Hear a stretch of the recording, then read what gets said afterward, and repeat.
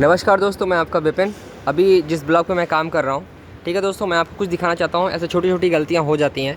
अभी आप यहाँ पे देख पा रहे होगे, ये वाला जो है डाउन हो गया है, ये वाला अप हो गया। एक्चुअली प्रॉब्लम क्या था, इसकी जो फिटिंग है ना, इस लाइन पे करनी थी, बट यहाँ पे कर दिया गया हुआ है। ये सुपरवाइज़र की गलती थी। सुपरवाइज़र ने मतलब डायमेंशन वगैरह चेक करके पता नहीं कैसे यहाँ पे लगवा दिया हुआ है, और इसके बाद ये हो गया है गड़बड़। अब तो ठीक है, तो दोस्तों इसको सही करने के लिए क्या करना पड़ेगा, या तो हम इसको कटिंग टॉर्च से कटिंग करें पूरी वेल्डिंग को, ये कटिंग गाउजिंग करके निकालें, या फिर हमें इसको ग्राइंडर से जो है वो जब कटिंग व्हील से काट करके वेल्डिंग को निकालना होगा। जैसे कि आप देख पा रहे हो यहाँ पे नीचे कटिंग किया गया धीरे धीरे, ठीक है। तो इस तरह से काट के निकालना होगा।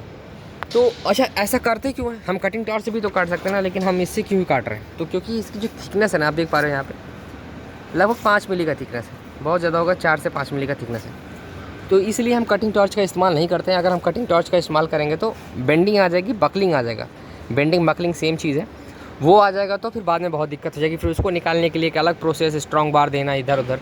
तो इसलिए हम क्या करते हैं, नॉर्मली जो है हम कटिंग व्हील से ही इस्तेमाल करते हैं। आप देख पा रहे हो कटिंग व्हील है, ये ग्राइंडर से इसका इस्तेमाल करके हम करते हैं। लेकिन अगर एक मैं आपको इंपॉर्टेंट चीज़ ये बताना चाहता हूँ कि अगर आपको कहीं डाउट हो कि मतलब अगर इसकी वेल्डिंग हो जाएगी आगे चल के तो प्रॉब्लम आएगा, तो आपको क्या करना चाहिए, आपको सिंपली बस ऐसा मार्किंग करने का है और वहाँ पे लिख देना है नो वेल्डिंग, ठीक है।